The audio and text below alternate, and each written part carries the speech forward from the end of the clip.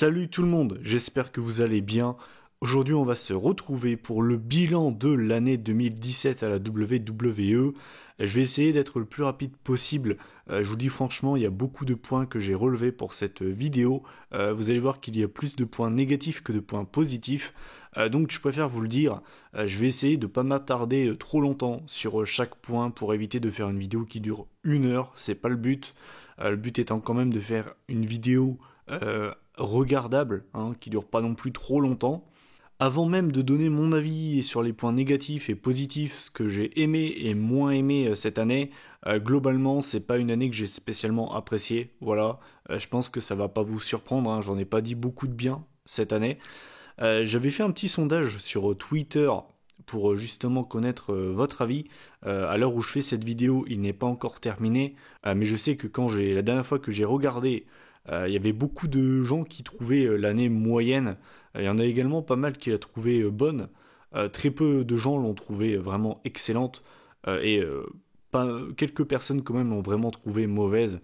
Et moi, si je devais le situer, je dirais entre moyen et mauvais. Voilà. En fait, j'aurais plus tendance à la trouver moyenne que mauvaise. Mais quand tu penses juste 2 secondes au roster qu'ils ont, que ce soit à Raw ou SmackDown, quand tu vois les catcheurs qu'ils ont, ils ont sûrement leur meilleur roster de l'histoire, la VE sans déconner. Et quand tu vois ce que les mecs ont fait, au niveau des storylines et au niveau des rivalités et tout ce que vous voulez, pour moi c'est pas assez, c'est vraiment vraiment pas assez. On a assez fait de blabla, on va donc rentrer dans le vif du sujet. Je vais commencer par les flops, un petit peu comme pour les pay-per-view, comme ça on finira la vidéo sur une note positive. Alors le premier flop que j'ai relevé, c'est SmackDown. J'étais obligé. Alors lui vraiment j'étais obligé. Quand vous voyez les SmackDown qu'on a eu l'année dernière, je vous disais que c'était génial, que ça remballait Monday Night Raw, et c'est vrai. Les SmackDown de l'année dernière étaient géniales, et quand tu vois les SmackDown de cette année, mon Dieu, c'est le jour et la nuit. Je trouve SmackDown inintéressant au possible. Je vous dis ça alors que cette semaine, le SmackDown n'a pas été trop dégueulasse, franchement, par rapport à d'habitude. Mais SmackDown, mon Dieu, sans déconner, c'est la descente aux enfers par rapport à l'année dernière. Et j'espère vraiment qu'en 2018, ils vont se ressaisir et nous sortir des shows plus intéressants que ça, quoi, sans déconner, parce que vraiment, vraiment très très gros point négatif pour moi pour cette année 2017. Ensuite, j'ai décidé de mettre les Cruiserweight. Alors pour moi ça ne change pas. Alors attention, je ne juge pas le show 205 live, puisque la dernière fois que j'ai regardé ce show c'était en février. Donc ce serait très très mal placé de ma part de parler de ce show, sachant que je ne regarde pas. Mais en fait je juge l'utilisation des Cruiserweight lors des Raw en fait. Parce que en général c'est toujours le segment OSEF en fait. C'est toujours pareil, ça n'a pas changé. Et c'est dommage parce qu'il y a des catcheurs qui sont bourrés de talent et malheureusement ils sont un petit peu là pour servir de bouche-trou et je trouve ça vraiment dommage. Donc voilà, pour moi comme l'année dernière ça n'a pas changé, ça reste pour moi un flop. Ensuite, alors là pour moi c'est l'un des plus gros flops de l'année, vraiment. C'est tout simplement les règnes de champion du monde. Que ce soit WWE ou Universal, pour moi, je vais être clair et net, il n'y a eu aucun bon règne cette année.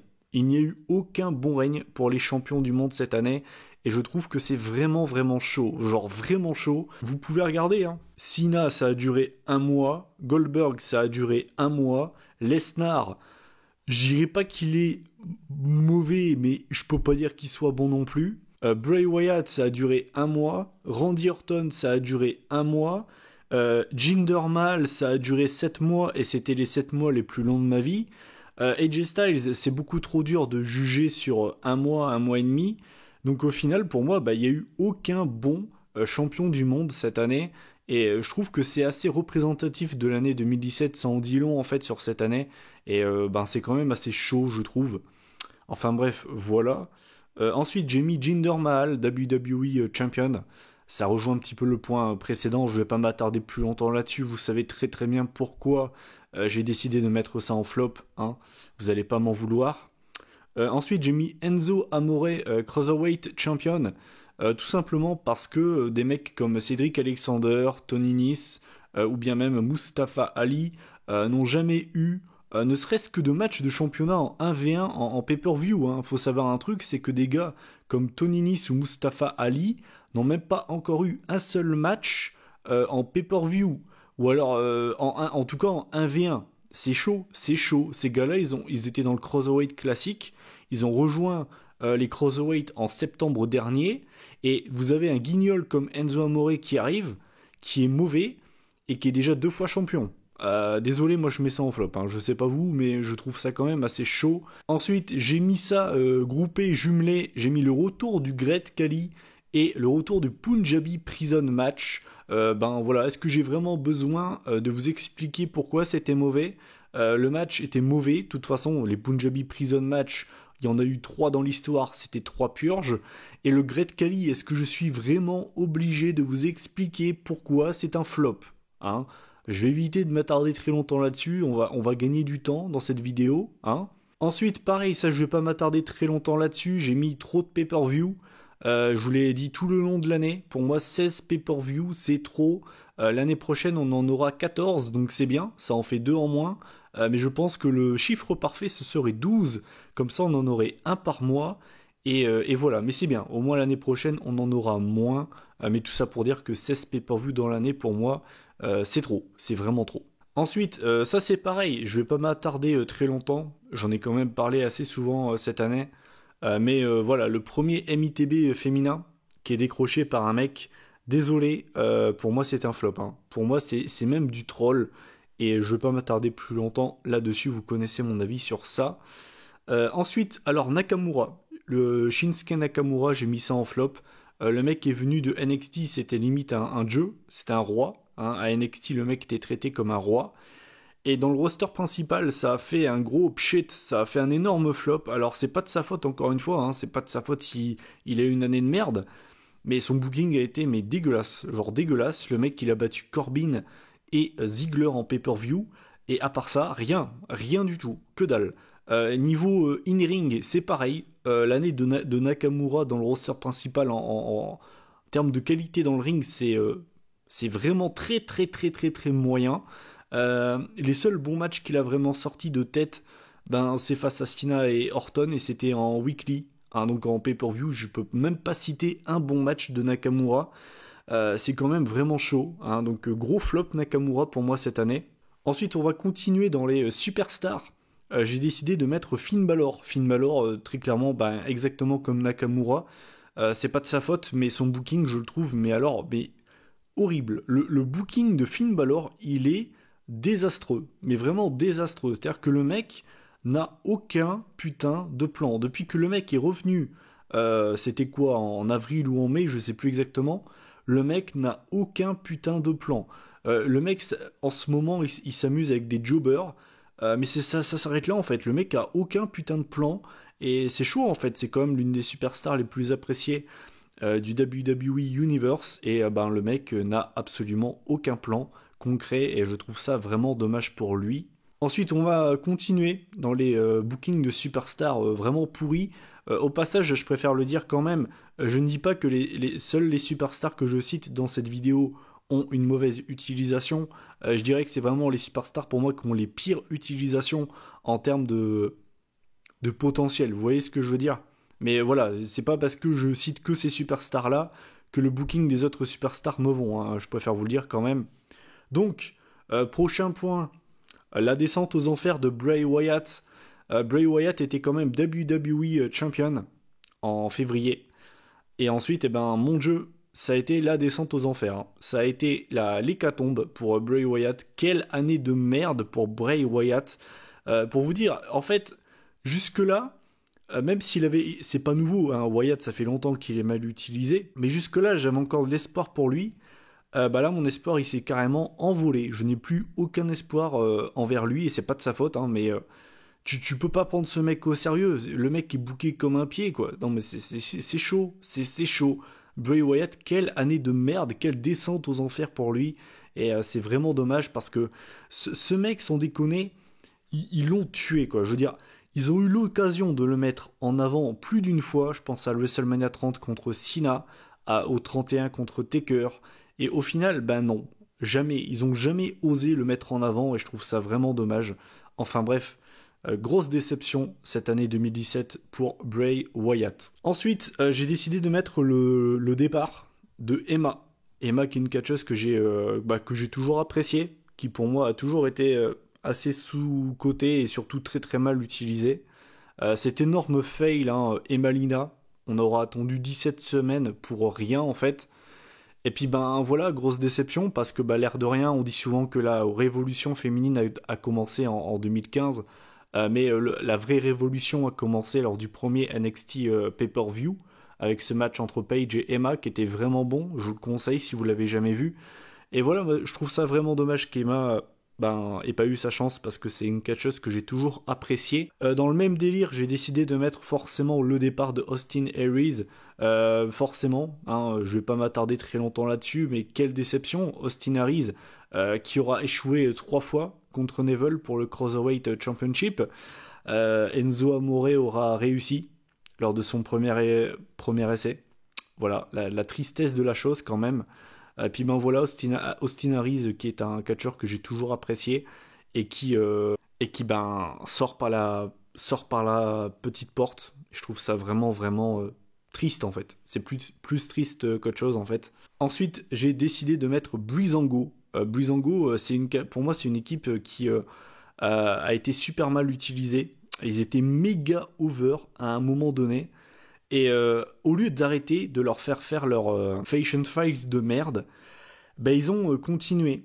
Et du coup, tout leur momentum, toute leur fanbase, tous les applaudissements qu'ils ont eus, tout ça s'est envolé. Mais c'est normal, encore une fois, c'est pas de leur faute, mais leur utilisation, elle est mauvaise, elle est putain de mauvaise. Et je trouve ça vraiment dommage. La WWE n'a pas capitalisé sur leur overness et je trouve ça vraiment dommage. Et j'ai vraiment peur que ça fasse la même chose pour Rousseff et Eden English. Et voilà, moi je suis désolé, Breezango, c'est des catcheurs que j'aime bien en plus de ça. C'est une équipe qui me faisait rire, vraiment. Mais là, je ne peux plus. Je ne peux plus et je trouve ça vraiment dommage et c'est pour ça que j'ai mis ça en flop. Ensuite, j'ai décidé de mettre cette fameuse histoire entre Jason Jordan et Kurt Angle. Jason Jordan, le fils caché de Kurt Angle. J'ai voulu laisser la chance à cette histoire, cette storyline, avant de vraiment cracher dessus. Et pour moi, c'est un flop en fait. Enfin, ce genre d'histoire, pour moi, ce genre de storyline ne peut plus marcher en 2017. On n'est pas au début des années 2000. Et pour moi, c'est un énorme flop en fait. Et Jason Jordan, pareil en fait. Au final, quand American Alpha se sont séparés, tout le monde se disait que c'est Chad Gable qui allait en souffrir. Et au final, entre les deux, pour moi, celui qui en a le plus souffert, c'est Jason Jordan, parce que l'air de rien, oui, Chad Gable n'a pas encore gagné de ceinture, mais ils viennent de gagner une opportunité avec Shelton Benjamin, justement, pour les ceintures par équipe des Usos. Et puis, le mec, de l'autre côté, il n'est pas ridiculisé, entre guillemets, il saoule pas les gens. Donc, voilà, tout simplement. Et enfin, le dernier flop que j'ai décidé de relever, c'est la blessure de Revival. Bien évidemment, ce n'est pas de leur faute. On va se mettre d'accord. Mais c'est pour moi un flop parce que au lieu d'avoir cette redondance du côté des tag teams, du côté de Raw, notamment les nombreux affrontements entre Bar et Shield, on aurait pu avoir des très bons matchs. On aurait pu avoir Revival Hardys, on aurait pu avoir Revival contre Bar, Revival contre The Shield. Donc c'est vraiment dommage qu'ils se soient blessés. Et j'attends impatiemment de voir ce qu'ils vont faire en 2018. J'espère d'ailleurs que l'année 2018 sera l'année de Revival. Voilà, donc j'en ai terminé avec les flops. N'hésitez pas à réagir en commentaire, et je préfère d'ailleurs le préciser tant que j'y pense. Mais bien évidemment, c'est totalement personnel. Et c'est un petit peu comme pour les pay-per-view. Un truc que j'ai mis en flop, peut-être que vous, c'est un truc que vous avez apprécié. Et inversement, peut-être qu'un truc que je vais mettre en top, peut-être que vous avez pas aimé en fait. Donc voilà, n'hésitez pas à réagir en commentaire sur les flops que j'ai évoqués. D'ailleurs, j'ai pas tout mis. Je pourrais notamment parler du face-turn de Bobby Roode. J'aurais pu parler de l'utilisation de Sami Zayn, de l'utilisation de Tye Dillinger. Et j'aurais pu encore citer d'autres choses. Mais pour moi, j'ai vraiment cité les trucs qui m'ont les plus marqué de l'année, que ce soit en positif ou en négatif. Voilà. Donc voilà, maintenant on va pouvoir passer au point positif. D'ailleurs, je vais commencer par le premier qui est un petit peu spécial, ça ne parle pas de catch, c'est un peu un point bonus. Mais forcément, vu que la WWE, à partir de SummerSlam, m'a vraiment saoulé. De septembre jusqu'à maintenant, j'ai vraiment trouvé la WWE peu intéressante, que ce soit au niveau des pay-per-view, au niveau des affiches, au niveau des storylines. Et du coup, vu que le divertissement de la WWE ne m'a pas forcément suffi, j'ai été chercher du divertissement ailleurs et donc j'ai découvert des séries. Et la série que j'ai découvert, c'est Breaking Bad. Et pour moi, je vous le dis, c'est une véritable dinguerie. Alors oui, je sais que la saison 5 s'est terminée en 2013, mais c'était une véritable dinguerie. Et je me suis pris une véritable claque audiovisuelle. Donc je ne vous dirai rien de ce qui s'est passé dans cette série si vous n'avez jamais vu Breaking Bad. Mais je ne peux que vous conseiller cette putain de série qui est un véritable chef-d'œuvre avec un développement des personnages qui est absolument incroyable. Et vous allez voir j'en dis pas plus, mais la différence entre les personnages dans la saison 1 et la saison 5, c'est absolument incroyable. Donc je ne peux que vous conseiller ça. Breaking Bad, c'est la meilleure série que j'ai vue jusqu'à présent. Vraiment incroyable. Incroyable.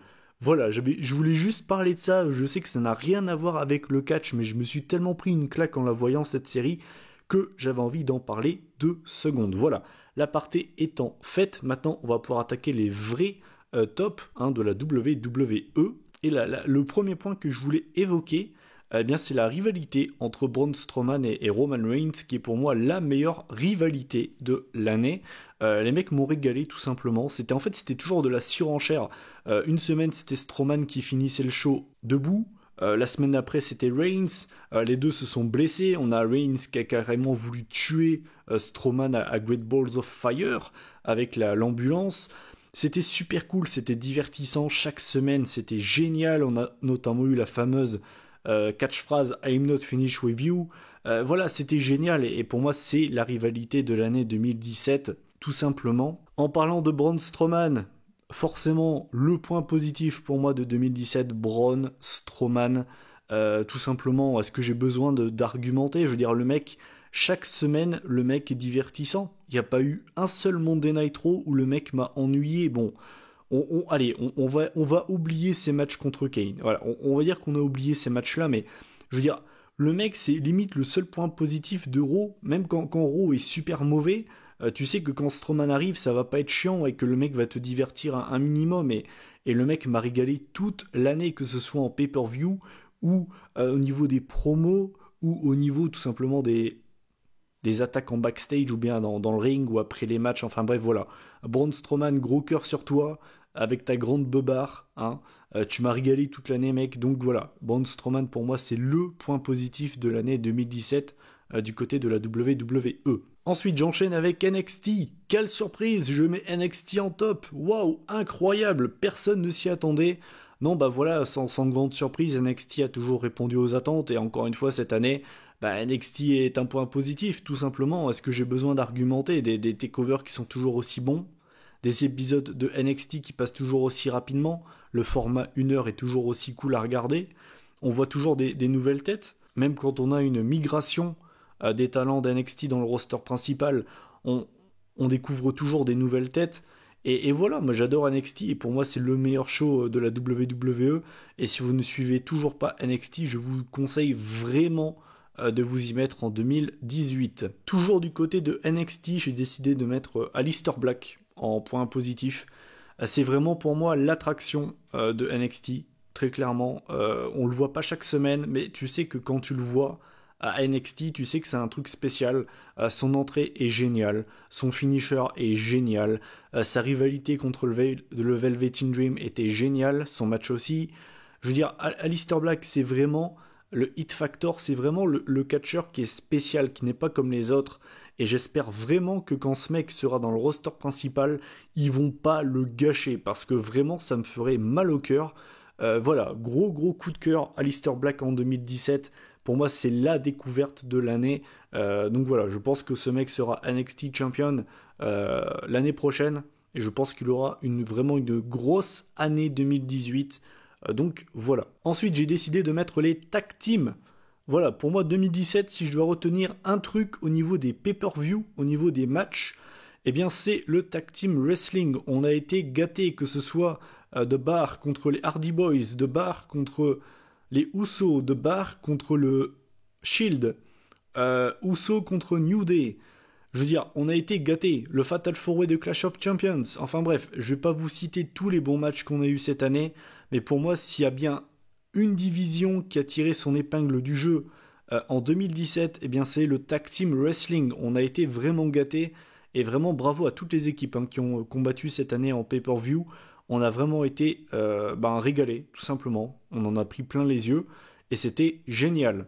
Toujours dans la continuité, j'ai décidé de mettre de barres, donc Cesaro et Sheamus, qui à la base n'étaient pas du tout potes, que ce soit à l'écran ou bien même en vrai, je crois qu'ils s'aimaient pas de base. Et on a eu donc ce Best of Seven Series, fin d'année dernière. Au final, ils pouvaient pas se saquer. Et au final, c'est devenu les meilleurs potes dans la vie, tout simplement. Et puis les gars ils nous ont fait des putains de matchs. Tout simplement, De Bar, c'est pour moi l'équipe de l'année derrière les Usos. Pour moi, c'est quand même les Usos qui sont en première position. Mais en tout cas, c'est la création d'équipe de l'année, très clairement. Ils se complètent très bien. Deux gros powerhouse qui nous ont vraiment régalé et qui sont vraiment complémentaires, tout simplement. Et voilà, tout simplement, j'avais envie de mettre De Bar dans mes points positifs.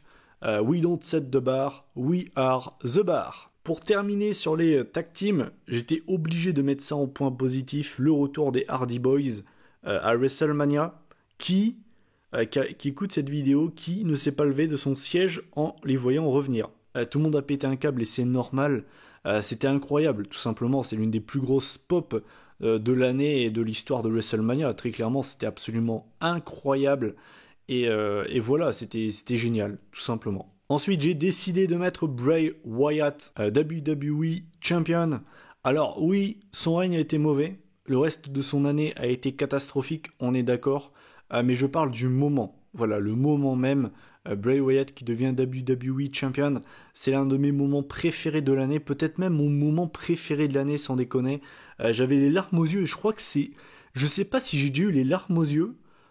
Tellement j'étais content qu'un mec devienne champion, genre vraiment, ou en tout cas ça m'était pas arrivé depuis très très très longtemps, parce que vraiment pour moi s'il y a bien un mec qui méritait d'être champion du monde à SmackDown à ce moment-là, c'était bien lui, parce que tout simplement Bray Wyatt c'est un putain de talent, une gimmick qui sort de l'ordinaire, un mec qui au micro est absolument incroyable, c'est l'un des rares mecs qui fait ses promos tout seul, c'est vraiment l'un des rares à faire ça, la WWE. Et puis voilà, tout simplement, ça m'a fait super plaisir de le voir champion. Malheureusement, ça n'aura pas duré longtemps. Et après, il a eu une année de merde. Mais vraiment, j'ai kiffé. Sur le moment, c'était vraiment génial d'être fan de Bray Wyatt à ce moment-là. Et puis donc, les deux derniers points, j'ai décidé de mettre Neville, qui a fait une très très bonne, on va dire, demi-année, puisque on l'a pas vu depuis SummerSlam. D'ailleurs, on ne sait pas si on le reverra un jour. Apparemment, il pourrait quitter la WWE. Et ce serait quand même une sacrée perte pour Vince McMahon. Mais en tout cas, je vais juger de ce que j'ai vu de lui jusque SummerSlam. Je veux dire, le mec a fait une année de malade mental. Et vous verrez, de toute façon, je sortirai mon top 10 de mes catcheurs préférés de l'année 2017. Enfin, des meilleurs catcheurs de l'année 2017. Je vous le dis d'avance, spoiler alerte, je n'ai pas mis Neville dans ce top 10, juste pour cette raison. En fait, c'est parce que le mec, on l'a pas vu depuis SummerSlam. Mais si on l'avait vu toute l'année, il aurait forcément fini dans mon top 10, c'est sûr et certain. Donc voilà, Neville quand même, j'ai décidé de le mettre en point positif. Et j'espère qu'on le reverra l'année prochaine. Et qu'on ne le reverra pas du côté des Cruiserweight, mais dans le roster principal. Pourquoi pas en tag team ou bien pour aller chercher le titre intercontinental. Et enfin, le dernier point positif de cette année pour moi, c'est Paige. Paige qui a fait donc son retour assez récemment avec son clan Absolution. J'ai mis Paige parce que ça m'a fait plaisir de la revoir et elle a l'air vraiment d'avoir mis de côté tous ses problèmes, que ce soit liés aux drogues ou bien avec Alberto Del Rio. Elle a vraiment l'air d'aller mieux. Ça me fait vraiment plaisir pour elle. Et pourquoi pas une petite Paige championne Women's d'Euro en 2018. Je mets une petite pièce là-dessus. Et de toute façon, j'ai envie de voir ça. Donc voilà. Et bien voilà, cette vidéo bilan de l'année 2017 est terminée. Je vous invite tout simplement à réagir en commentaire sur mes tops et sur mes flops. Et n'hésitez pas à donner également vos tops et vos flops et à donner votre bilan de l'année 2017. Qu'est-ce que vous en avez pensé? Est-ce que vous l'avez apprécié? Est-ce que vous l'avez pas forcément aimé?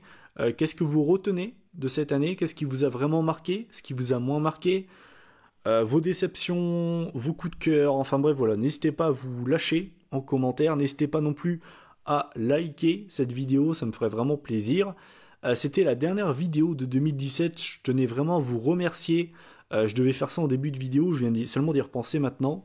Quand je vous dis que j'ai une mauvaise mémoire, c'est pas, je vous mens pas, hein.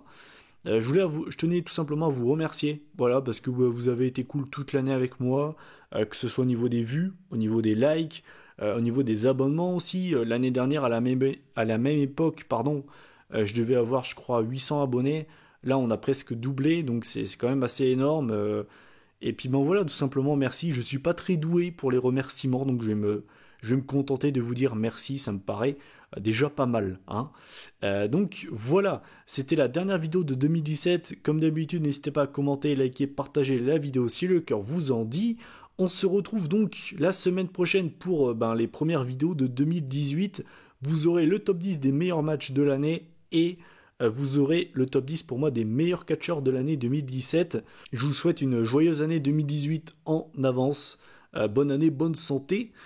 D'ici là, prenez soin de vous. Salut tout le monde.